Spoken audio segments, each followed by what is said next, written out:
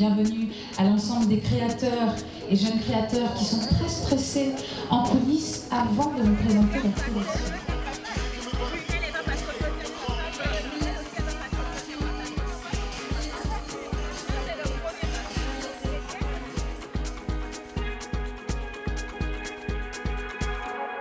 Il est 20h à l'Olympic Palace de Brazzaville et la Brazza Fashion Night bat son plein. Cet événement mode, qui cherche à promouvoir les jeunes talents congolais, représente aussi un bel espoir. Ces jeunes femmes qui débutent à peine dans l'industrie de la mode y voient un vecteur d'émancipation pour faire évoluer la position de la femme dans la société congolaise. Qu'elles soient designers ou mannequins, toutes veulent rayonner aussi bien au pays qu'à l'international, et ce, quels que soient les obstacles.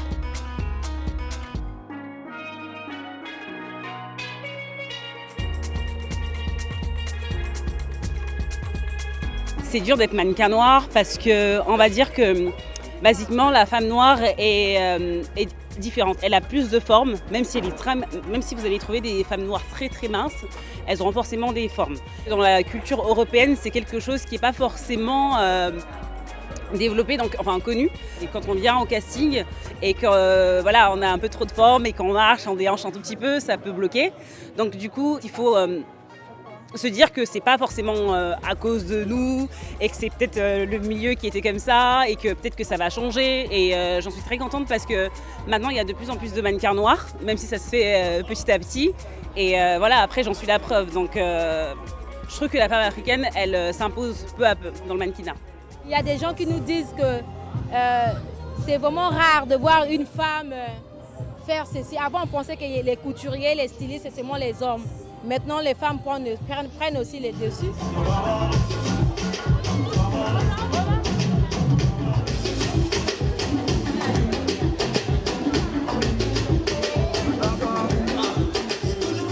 Le mannequinat au Congo est en train de se développer un peu plus qu'avant. Et je pense que c'est quelque chose de bien parce qu'on est en train de développer en fait, la culture en fait, au pays. Parce qu'avant, c'était une sorte c'était un peu un tabou en fait d'en parler ces dernières années, vraiment en train de réaliser que le mannequinat en fait, ça prend de l'ampleur au pays. Donc je peux dire comme ça. Je pense que d'ici 2-3 ans, ça sera top. On se dit que dans la mode, on ne gagne rien, mais il faudrait que nous on fasse le premier pas. Je crois que ceux qui viendront après nous, peut-être qu'ils vont bénéficier plus que nous, parce que dans chaque chose, il faudrait qu'il y ait un premier pas et puis le reste c'est après.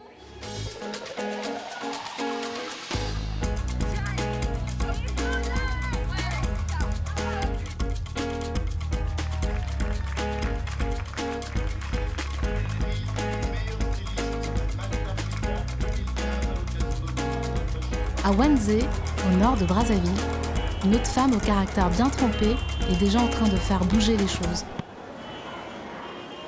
À 55 ans, Amédée Ebono, ou plutôt Maman Amédée, comme tout le monde l'appelle ici, est ce qu'on appelle une self-made woman. J'ai créé l'espace de beauté bonne par rapport à ce que j'ai vu dans d'autres pays. J'ai beaucoup voyagé, j'ai eu la grâce de voyager. Et quand je revenais, je constatais que chez nous, il n'y avait que des trucs en miniature qui étaient limités. On ne pouvait pas s'exprimer, on ne pouvait pas s'épanouir, la femme ne pouvait pas retrouver ce qu'elle cherchait.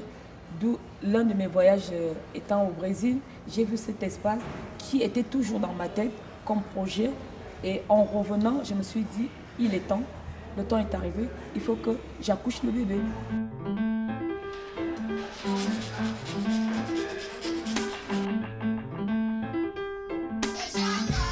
Quand on vient sur Terre, on a toute une mission.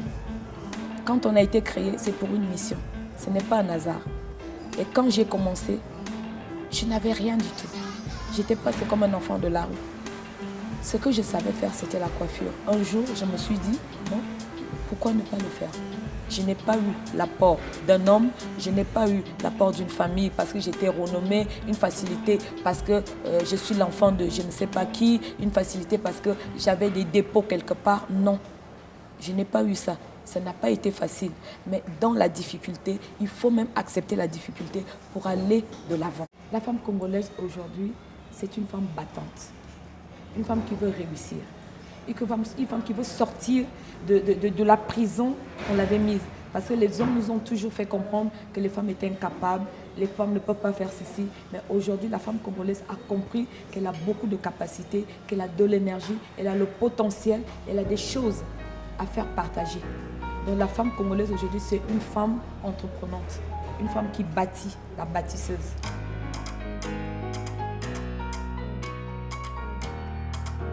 La femme congolaise, après la guerre, a connu beaucoup de difficultés. Beaucoup de difficultés, beaucoup de soucis. Elle s'est sentie un peu marginalisée par beaucoup de choses qu'ils ont vécues, des violences, des viols. Et cette jeune génération qui sont nos cadettes aussi, se sont dit que le seul moyen de réussir, c'est parcourir, peut-être avoir un homme qui a des moyens, être deuxième bureau, être troisième bureau, comme on dit ici au Congo, se dépendre. Elles sont maintenant dépendantes des hommes. Par contre, nos enfants que nous avons mis au monde ont une autre image de ça. Elles disent non, parce que je rencontre beaucoup de jeunes qui reviennent et disent non, moi j'ai créé une entreprise, non, moi j'ai envie de faire ceci, moi j'ai commencé telle chose. Elles ne sont plus dans ce mouvement. Mais ceux, après la guerre, se sont retombés dans ce coma, je peux dire. Et je crois que ça va s'arrêter un jour. Parce que c'est aussi le combat que nous, les aînés, nous amenons. Moi, c'est mon combat. Faire comprendre à la jeune fille qu'elle n'est pas une marchandise. Elle ne peut pas accepter de se faire vendre. Elle est plus précieux, elle a quelque chose de valeur, quelque chose de digne qu'elle doit préserver pour exceller, pour être ce qu'on n'a pas pu faire hier. Pour nos grandes sœurs, nos aînés, nos mamans, nos grands-mères. L'homme est très égoïste, ils veulent toujours nous faire taire. L'homme n'aime pas quand la femme s'est pas épanouie, quand la femme réussit, quand la femme prend les rênes. Ils se disent non, c'est pas ça, la Bible dit, la femme soit soumise, la femme doit être derrière l'homme. Non, les hommes n'aiment pas, les hommes n'acceptent pas. Mais moi, je vais faire dire quelque chose aux hommes, c'est un secret. Quand vous avez une femme comme ça à vos côtés, il faut en profiter. Parce que c'est ça qui va vous pousser à aller en avant pour que les choses aillent mieux. Et quand vous avez une femme épanouie, une femme battante, une femme qui réussit, autant mieux profiter, prendre ça comme quelque chose une pierre précieuse, quoi, comme un diamant pour vous.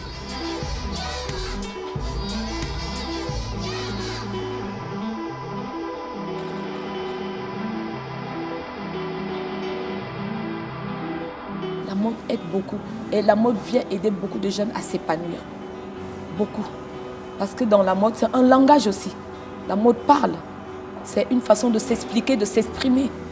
Donc, ce n'est pas une mauvaise chose, je crois.